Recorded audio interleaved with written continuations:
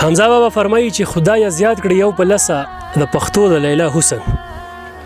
خدای زیات کړي یو په لسه د پښتو د لیلا حسن، بیا زما مینه هم زیاته یو په لسه تر مجنون کړه. السلام علیکم ګرانو کتونکو، ګرانو مینوالو، فضل امین بهار یم. پروګرام دی د خیبر شاعران. د خیبر شاعران پروګرام کې نن موږ سره ځوان فکر شاعر او پیژندل نوم په سوشل میډیا باندې ډیر لیدل کتل نوم دی عارف لیوال صاحب.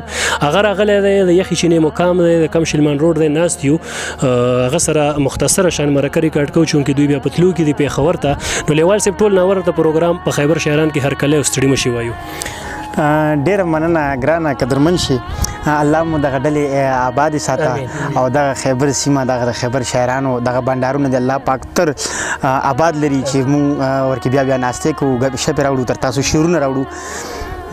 شعرونو له به راشم بیا به نظم ته راشم. غزل به ډېره خوند وکړه. غزل ته به راشم چې د چا مینې له انجام دې سړی نه اخلي. د چا مینې له انجام دې سړی نه اخلي، رخصتونه په ماښام دې سړی نه اخلي، او ډېر بې وسه شي سړی په ځینې وخت کې د سړي نه انتقام دې سړی نه اخلي. او که په قدر وي په غر دې سړی واوړي، که بې قدره وي یو ګام دې سړی نه اخلي. مننه. که په قدر وي په غر دې سړی واوړي، که بې قدره وي یو ګام دې سړی نه اخلي. بعضې نیم پسې دې کلی سړی پرېږدي، د دې بعضې نیم سلام دې سړی نه اخلي. او لږ د مینې له قانون دې ځان خبر کي، لږ د مینې له قانون دې ځان خبر کي، تهمتونه سریام دې سړی نه اخلي.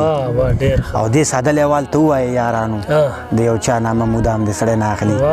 دې ساده لیوال ته ووایه یارانو، د یو چا نامه مدام دې سړی نه اخلي. د یو چا نامه مدام دې سړی نه اخلي. نظم نه مخکې غزل هغه چې یار دې سړی نه پرېږدي که څنګه شعرونه دي، دغه غزل به تاسو ته ډالۍ کړم چې څوک خوارزار دې سړی نه پرېږدي، په انتظار دې سړی نه پرېږدي. ډېر ښه دی. او که مینه نه کوي څوک نه دې کوي، په نیمه لار دې سړی نه پرېږدي. او مړه کار څومره حالات خراب شي، مړه خو یار دې سړی نه پرېږدي.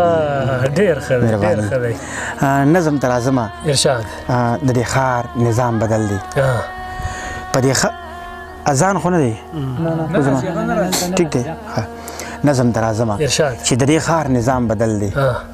په دې ښار کې که اوسېږي، دې بازار کې که اوسېږي، بیا لږ راشه زما خواله، ځان خبر که کلیواله، د دې دور د نظام نه، د دې ښار د انتظام نه. د ستا هر یو کار به کېږي، د ستا هر سنګار به کېږي. تا ته څه نه مسله ده، مسله راوړه سړیه، مسلې سره قربان شم، څه شوړه راوړه سړیه. د شوړې مطلب مې دا دی چې پیسه راوړه سړیه. ډېر ښه دی، ډېر ښه. بیا ته اډر کوه خانه، ته بېغمه شه جانانه، هر یو فن دلته چلیږي، چال چلن دلته چلیږي، بس دروغ دلته کې وایه، دروغجن دلته چلیږي، د دنیا واړه فریب به یقینا دلته چلیږي، بس کردار مردار یې څه کوې، رنګ روغن دلته چلیږي. دلته نار هر یو سړی دی او ملک ټول اړی ګړی دی. دلته چل دی، چل کې ول دی، د دې ښار نظام بدل دی. دلته چل دی، چل کې ول دی، د دې ښار نظام بدل دی. هر یو غل دلته صحیح دی، هر صحیح دلته کې غل دی. زورور پکې خوشحال دی، په مثال لکه ځنګل دی. دلته هغه زورور دی چې د چا په وس کې شر دی، بس که خان دی که نوکر دی، خو په بله بله سر دی. وایي دې سید ګوره جیده ګوره، دا د ټولو معتبر دی، بس په جیب چې برابر دی، نو بیا خیر که خوشی خر دی. بیا یې چاته حاجت نشته، دا په خپله غټ افسر دی. بیا یې چاته حاجت نشته، دا په خپله غټ افسر دی. غوږ شه بلې تماشې ته، اوس راځو خپلې کیسې ته. ته که ژوند تېرول غواړې، ځان په خلکو منل غواړې، نو بیا غوږ شه کلیواله، ځان خبر کله اخواله.